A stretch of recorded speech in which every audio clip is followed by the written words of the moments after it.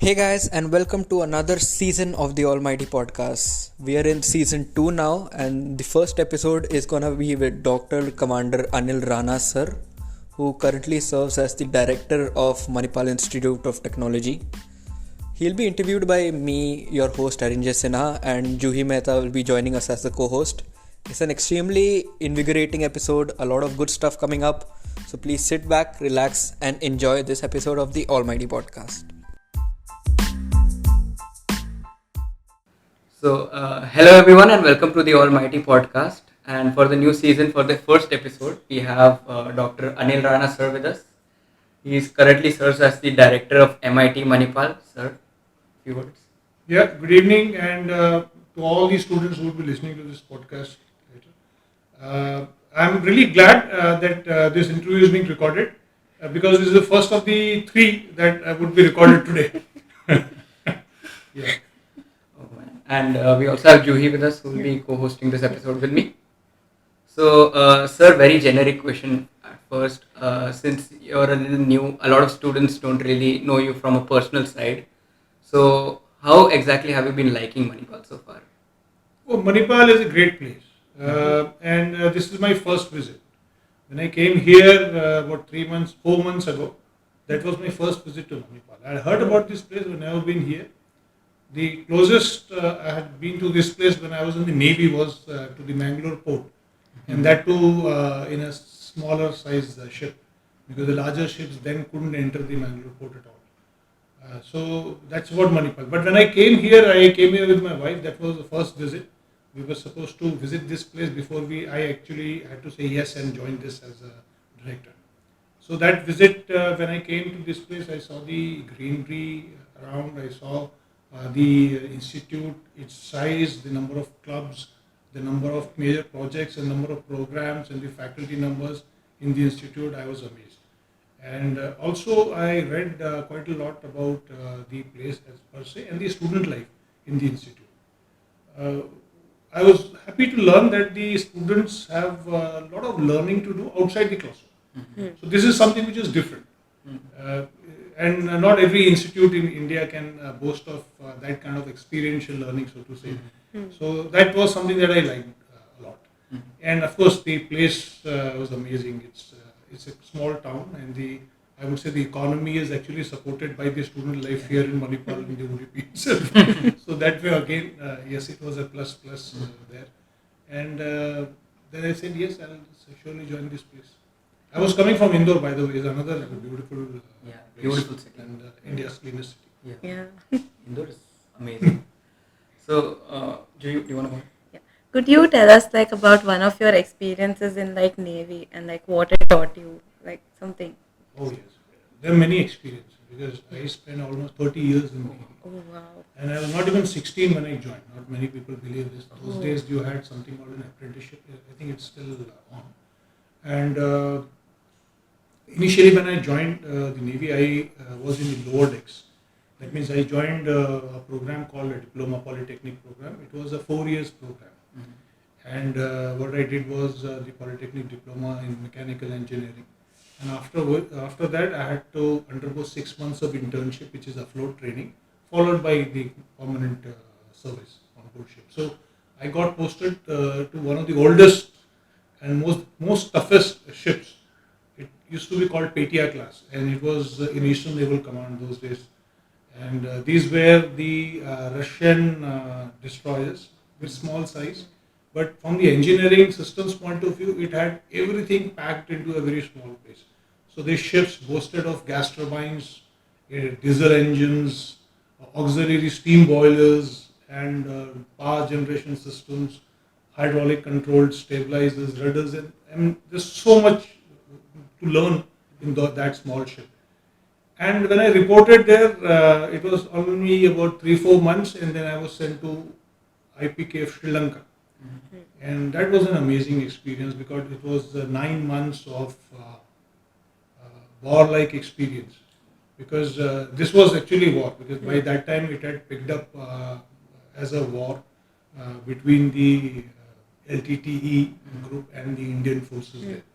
And we were comparatively very safe being in the Navy because we are on these big ships. But then off and on we used to land in places like Trincomalee and then also close to Mulai-Tivu. So these areas were pretty disturbed and they had seen a lot of action. And one of the episodes that I remember was when we carried the army commandos with us and they were supposed to attack a place called Betiklo, and that was pretty rough. There were a lot of casualties we took that day. So you've been in an active combat situation as well. I would not say it very active, but yes, we were very, very protected because we were on warships. The warships were pretty protected because they have big guns, big turrets, a lot of rockets in the front and the rear. So we were very well protected from the LTT smaller boats. But the army guys, they had it very tough. So, sir, what would you recall as your biggest lesson from the Indian Navy? I think the biggest lesson is to prepare ourselves, to plan ourselves for the future. I think that is what is very important. I would say if I look at myself and as I understand my own personality, I was cut out for a job where I really enjoyed all the fault diagnosis, operation and maintenance of engineering systems. But it was the desk job that I didn't like much. So whenever I was put in a position of staff, where you had to deal with a lot of files and a lot of communication, that was something I didn't like much. But then yes, I have done quite a bit of that service too. And I was based in naval headquarters for 3 long years. I did push files, so to say, but that is something that I didn't like, and I always like to be in the action scene. So I was very happy when I was in dockyard, that tenure. I was very happy when I was on board ship and there was faults happening left, right, center. Especially Petier class of ship used to keep you on the toes always. Because the old ships, they had faults everywhere. So you had breakdowns almost repeatedly, and for some reason it will always happen in the middle of the night. So you have to get up and run and repair, and then again your watch will close up, so you again close up and watch. So sleep deprivation was something which was very common. But at the same time, you had the satisfaction of doing something good, that repairing some system which was now running well, and then you were ready for handling the next defect. So that was the kind of job that I liked. So as you progress further in the officers' cadre especially, then you see less and less of that action, and you see more and more of management kind of a scenario. And even then it is all right, because if you're managing, say, a big task force, a big production center, it is still good, because you're still handling a lot of defects and you're running around to find out what is happening, where you're scheduling everything, you're planning the repair work, etc. But the moment you come on a desk and you're supposed to only push files and give you a comment or opinion or generate some policy, that is what something I didn't like. So it was very clear to me that I wouldn't like to go up beyond a captain or a commodore. So I started putting my papers up the moment I hit the rank of commander. So that is when I thought maybe I should quit and take some other kind of position somewhere. So that my learning again from the Navy was that one needs to plan well ahead in the future. So that way I had planned that I would go up into maybe take some position, take some job in the corporate, or maybe join merchant navy. And that was something that was I was very keen about till I finished my PhD from IIT Mumbai. And then I also had this kind of an accident in one of the nuclear submarines I was, and my medical condition also got downgraded. So at that point of time, we looked at the academics. But because I had planned myself well ahead, well before this phase came, I could complete my higher education and prepare myself to go into the lines of academic life. So I'll ask you a question now, sir. Why did you choose academic? Why did you choose education as your new field and profession? Yeah, because there was a time when I underwent this surgery on my spinal cord. Like I said, I met with an accident in the nuclear submarine. At that point of time, it was pretty clear that I may have some kind of a medical disability. That is what people had told me. So to me, somebody who used to run almost every day, I was told by my own doctors that that activity will have to stop and you may not be able to run. It was another story that 6 months I started running again. And till date I haven't stopped.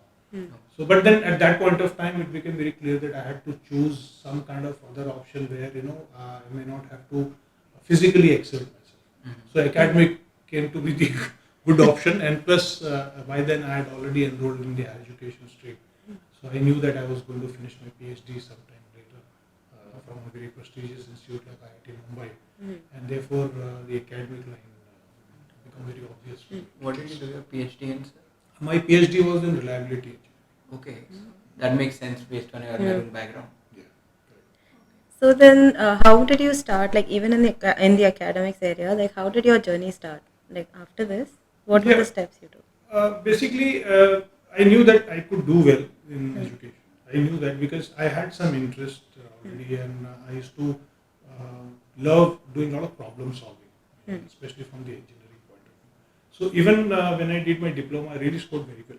When I did my bachelor's in Naval College of Engineering, there was a ceiling of 75% and above. So if you score more than 75%, you get full seniority. So I was in that full seniority bracket, and therefore I got an option to sit for the master's course program in IIT Delhi. And I got selected and I went to IIT Delhi. There again I did very well. I was I think 9.6 CGPA from IIT Delhi was pretty good for me. And I was also given an option for doing PhD then and there when I graduated from IIT Delhi. But I didn't take it that time because I had just finished 1.5 years of education. I said this is enough. I need to have a break. And so I joined the naval headquarters. That is where the staff job started. And I was there for about 3 years. Then I got chosen for a prestigious project. It was called 1135.6. It's basically a Trishul class stealth frigate from Russia. So I went all over to St. Petersburg in Russia.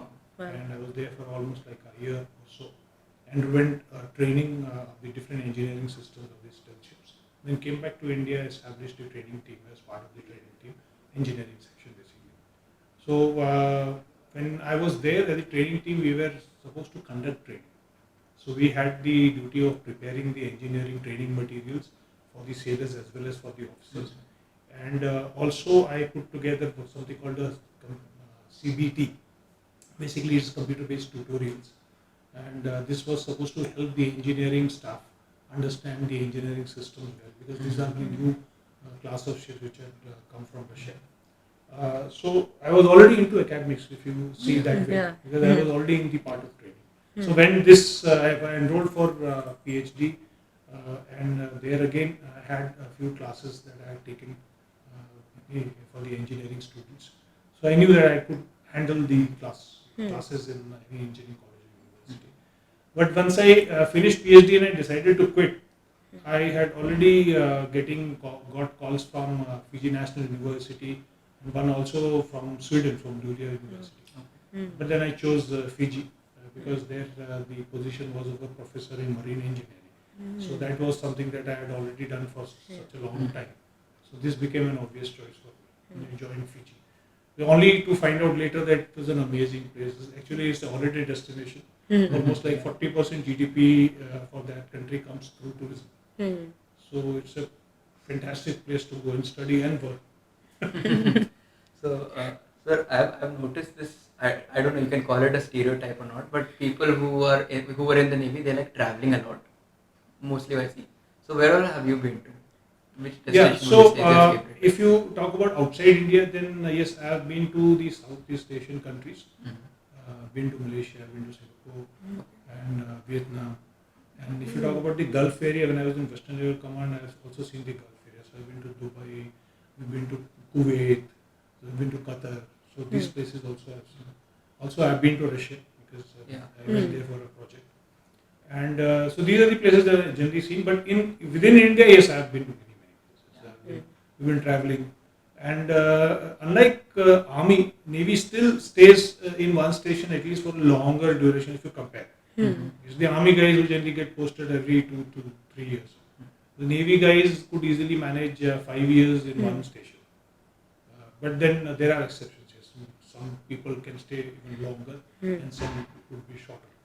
So when I was in naval stations, I have been to Visakhapatnam. I've been to Mumbai, of course. I've been to Lonavala, which is, engineering college is a training institution for the engineers. And of course, I've been to Delhi. Delhi, I was in the naval headquarters, like I said. And yes, then when I was in ships, then we have been visiting so many ports. So we've seen almost all of So it. out of all these places, which one would you say is your favorite? Goa.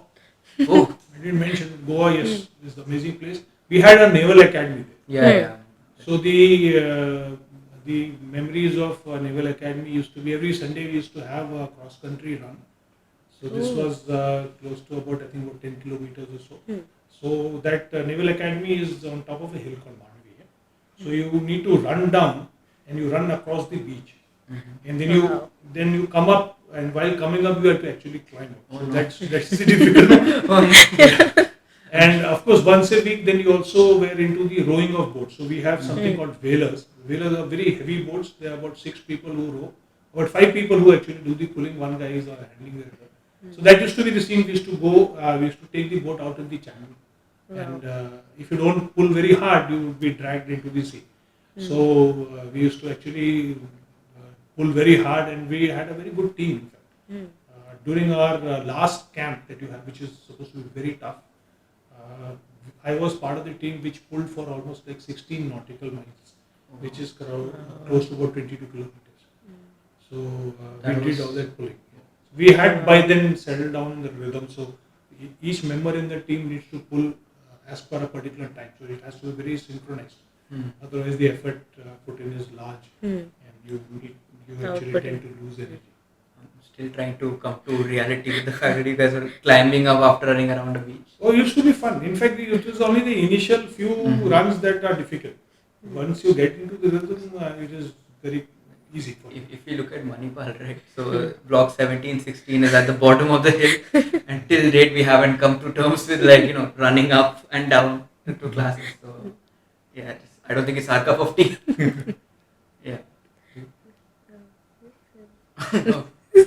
So that's great. And sir, apart from that, I think everybody is really super interested in knowing that how did Manipal come across to you? Like, how did you choose Manipal and why did you choose Manipal? Okay. So when I was in Jaipur, there was a time when I was in Jaipur. There is a university called Bharatiya Skill Development University, and this university is a unique university because it's the only university which runs BVoc, MVoc, and PhD courses. So they run Bachelor of Vocation, and they got very specific skill areas where they train their students. And the beauty is that the trust is Switzerland based, and they have Swiss faculty. Okay. So they have almost like 20 odd Swiss trainers in every school. So in my school we had 2. I was also the dean for the faculty of manufacturing over there, and also heading one of these schools. And this school was basically School of Wood Technology. So something that involves themselves with designing and manufacturing, producing furniture and all that. So this particular university was unique because it was based on an entirely different kind of a program. When I was in Jaipur, I was very close to Manipal Jaipur. Okay. So this magnificent building, if you look at the Jaipur, there's a big dome, and in that area, it's almost 25 kilometers from the main Jaipur. So there are no multi-story buildings. So you can see this university building from very far off. I was staying very close, so I knew that there is something called MTJ, and I had one of my course mates, Commander G.L. Sharma. He's my course mate. He's there. He was there as a professor, and that is how I started to know about Manipal. Otherwise, I heard name Manipal, MIT. There are many symbiosis I have been to. So I knew the name, but I didn't probe much into what is the brand name, what is it about, and all that. And I knew that somewhere MIT Manipal is also an institute, somewhere in Karnataka, but didn't know much about it. So I got an opportunity to join Oriental University as Vice Chancellor in Indore. So the interview happened and I left Jaipur and I came to Indore. So when I joined them, about 4 months later, I came to know that there was a position for a director over here through one Brigadier Pavla, who was the director here earlier. So, and then he asked me whether I would be interested. And then the first thing that came to my mind, I told him that I am already a Vice Chancellor now of the university and would like to take a position of director. But then he explained to me the thing about Manipal, and then I did my own study through website and through so much of information that is available on net these days. And then decided maybe I should come and have a look. So So that is when I came down and I looked at this place and found this place to be amazing. And what about the rains? I don't mind the rains because I was there in Lonavala. Oh yeah, And lots of it. Lonavala it rains a lot, especially in the monsoon. It actually pours. And if you ever been there, I mean, there's one part about Lonavala that you can't have it here is apart from the rains, you have big clouds. Yeah. Almost 3 months in a year. Hmm. So sometimes it becomes so severe that you can't see your hand if you really extend. You Yeah. can't see your palm. It's that bad. So I think this place is much better. No. So I've lived in Dubai for most of my life, so I've never seen rains. So coming here was a big culture shock. Yeah. So, sir, final few questions. One thing which everyone is curious about: what is a day in the life of the director of MIT Manipal like? Oh, I'll tell you, I'll just be frank. Initially, whenever I join an organization, I keep myself very, very busy in the first few months. Mhm. The idea is to absorb and learn as much as possible in the quickest possible time.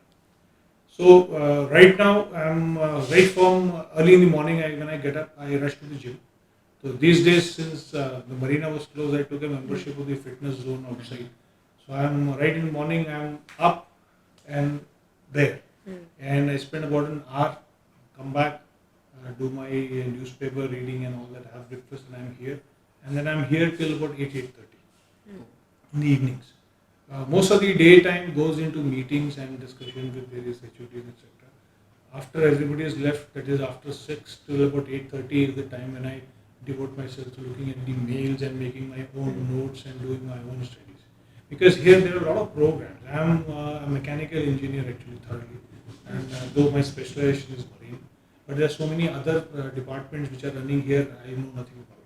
So I devote this time to learn as much as possible about those department disciplines where the science is moving, and also about so many other policies that the government keeps coming out with. So many regulatory bodies these days, they come out with regulations every now and then.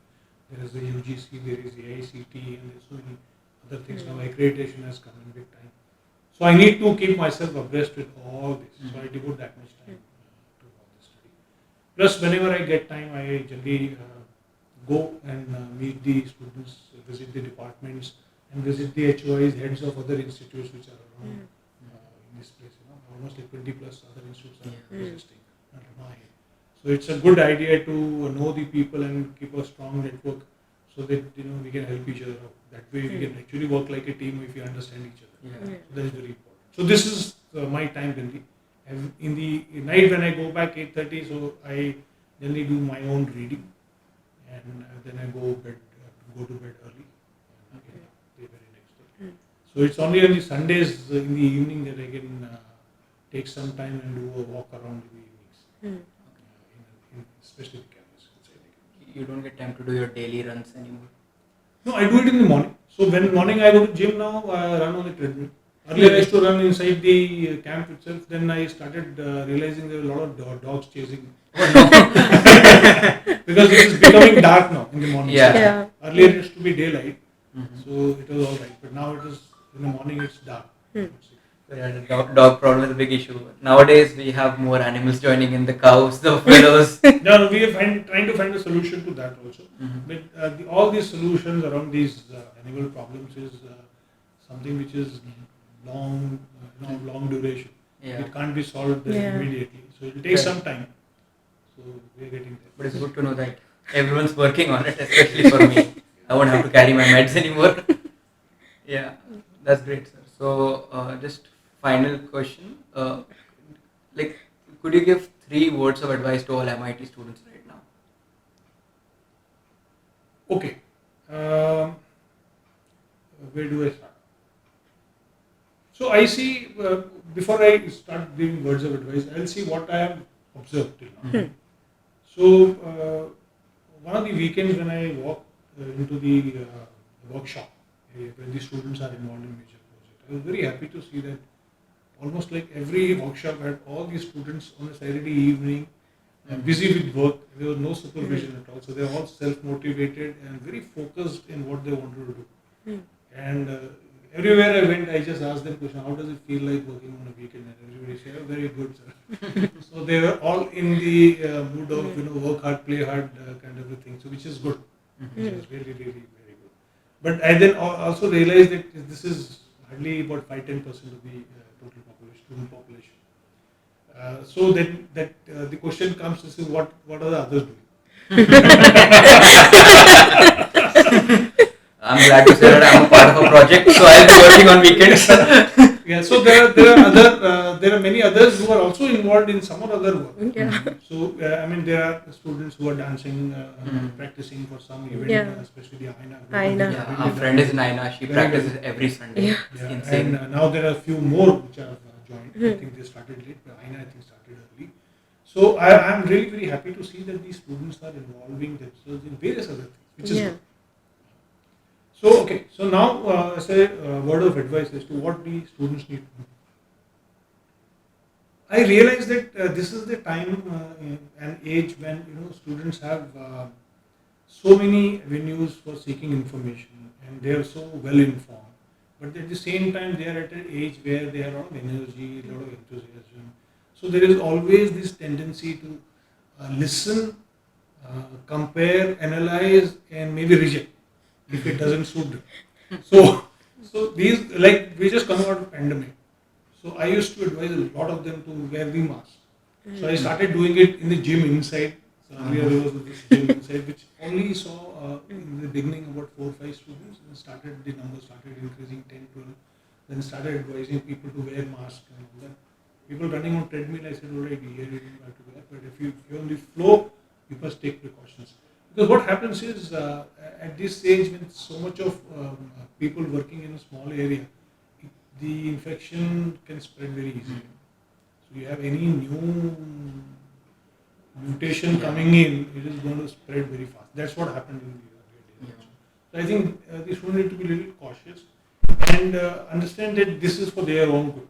Because this campus is shut down, everybody suffers. I mean, we really feel bad that there are no students around. So I'm sure the students feel bad to go home and I've got nothing better to do. Yeah. So therefore, I think we need to look at that, the implications of not following these kind of COVID guidelines and state guidelines. Otherwise, it's going to hurt everybody. I think that is something that we want students to be more patient with the advice and try to analyze it properly and then seek clarification if required. Sometimes what happens is, if you have some doubt and you feel this is unnecessarily being imposed on us, there's always a kind of a platform, an avenue, an opportunity available to discuss it. And if you still feel that you've been forced to do something which you don't want and you feel that may not be the implication, may not be that severe, I think you can always discuss it first before you totally reject it. And that is. The second is, I find the students are pretty stressed about exams. I Tell me about exams. We both are. So I just like to tell them from my own experience, and I've seen life now. I've been to so many places. I've been in defense forces. I've been outside defense forces. And I tell you, most of the let's take a defense example. So most of the people who go into the high rank and become admirals, become generals, and you'll be surprised that none of them were very brilliant in academics. So they're generally somewhere at the just about average kind of intelligence. But they did so much more. That means they did the learning, of course. But it was not only in one particular area. They were mostly, most of them would be all-rounders. They were, they spent their time very wisely on so many other fields. They learn a lot about other things.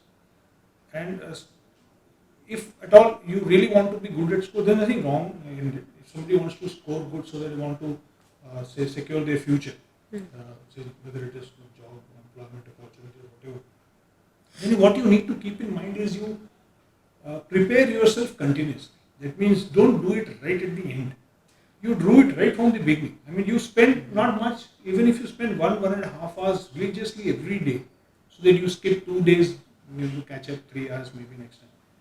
If you keep that thing in mind, if you do have this continuous preparation kind of a thing, you won't have to struggle in the end. And what this continuous preparation does is, it prepares you for the next lecture that may happen, in your timetable. So that way you don't miss out on anything. Generally what happens if you miss something, you don't prepare yourself and you maybe didn't attend a class and then you didn't even try to find out what was taught in the class. So you completely missed out. The next session when you attend, you're totally lost. Yeah. And then it keeps piling up. So if you continuously prepare and you just spend about an hour or so every day, I think it's good enough because you are keeping pace with the course that is happening in the class. And that way you don't have to work extra hard at the end. And same time it will ensure that your conceptual understanding of the subject is good. Even though you may score less. If you don't struggle hard right at the end, maybe that you won't score 95%, 99%. You may score about 80, 70, 80, but at least your conceptual understanding would be good. I think that is what we need to keep in mind. Third is, many of us have this inhibition. Even when I was this age, I used to have it. I used to wonder if I ask a very basic question, what would my friends think? I think that you should throw out of the window. Because in the end, you should know this, that you are here only for yourself. And if you are paying fees for learning something, you actually spend it on yourself. So you need to ask the question, even if it is fundamental thing. Most of the lecturers in MIT are very patient one. And even if you ask something, n number of times they will be very patiently hearing you and explaining the things all over again. Most of them are. Or maybe at best they will tell you, we can ask this separately, maybe you come to my office, we can discuss this. But if you don't ask it, then you will lose that opportunity. That is one. Second, and then you don't get prepared for the next session. So that way you lose a lot in that whole course. So I think that if you, with the students, keep in mind, I'm sure all of them will have a very good conceptual understanding, and that is what you should go for, not for only the scores. Scores can come and go. That's what I tell myself every day. One day they'll come as well. Yeah, so that's great, sir. So I think questions are done from my side. Just a new chapter in Manipal. If you know about Enactus. No, I'm sorry. Enactus has asked me to plug them in on the podcast. So they are a social entrepreneurship club. Enactus is a very big organization actually. It's like ACM, etc. for social entrepreneurship. Very nice. So they just wanted me to ask you what your thoughts are on entrepreneurship and social entrepreneurship. It's 2 words. Yeah, social entrepreneurship is something that I would really like to watch for. Entrepreneurship, everybody knows that it's the in thing now. Every institute, every college, you go, they talk about entrepreneurship. Many of them may not even understand what they're saying and may not even get into it in the final because it requires a lot of hard work and it is a process in itself. So you need to understand the process, and if you're ready to go through that process, it requires a lot of understanding, a lot of knowledge and a lot of risk-taking ability at the end. Because that way I would say the students who are here in MIT are pretty fortunate that here we have an entire system to support. So if you really have that entrepreneurial mindset, then you really get support from every corner, right from innovation center to would-be to bioincubators, and we have our own student e-cells which are doing a wonderful job now. So they are there to support you. Plus we are also tying up with other agencies. The other day we had this Mr. Srinivasan from Co-Creation. Who are from a group of VC, and he wanted to listen to the ideas, and he was amazed by the student ideas that he got to hear from many of the students here. So that way, when you talk about social entrepreneurship, is something that I'm trying to recall. I heard the director IIT Delhi. We invited him for a talk. And he was just quoting an example. He was saying here, he was talking about research all over the Indian institutes now. So he was saying most of us are looking for finding solution to problems the Europeans are facing. Whereas in our own developing country, we have some fundamental problems, whether it is sanitation, whether it is drinking water, it is pollution. There's so many problems here in our country, in our communities. So when our own engineering students who got the skill, the capability to understand and change the lives of these people, I think when they start devoting their time and energy for these kind of projects, do some research projects so that you solve somebody's problem there on the road, I think then we would be in a position where True, yeah. yes, where we can talk of a big growth, because this is something that you're applying your knowledge, resources to solve our own problems in this society, so that those guys get lifted and they start doing this the whole cycle again. I think that is why it is very, very important, and it is happening. Even in our institute, I think today I was seeing one of our research faculty along with 2 students from our institute are working on a research project to solve the speech disability of young infants. So this project, I think they've secured some funding from the government. So these are the projects which will make a lot of impact on the society and the community that we are living in. I think that is what is required to be done, because in the end, we look at all the student communities here. I would say everybody here is coming from a very privileged section of the society, and not every Indian gets that kind of an opportunity. The parents are not able to fund the education like this. So if we learn something here, we learn about these technical things, we take so much of knowledge, we have the facilities we can get into minor projects, we can get seed money for doing research, then why not do something which will help society? Absolutely, agreed. So thank you again, sir, for talking to us about everything from Manipal to your deployment days, and really good knowing you. I'm pretty sure everyone watching will also have the same opinion. Always a pleasure. So yeah, everyone please like, comment, share and subscribe. I just love saying that. I'm sorry. So yeah.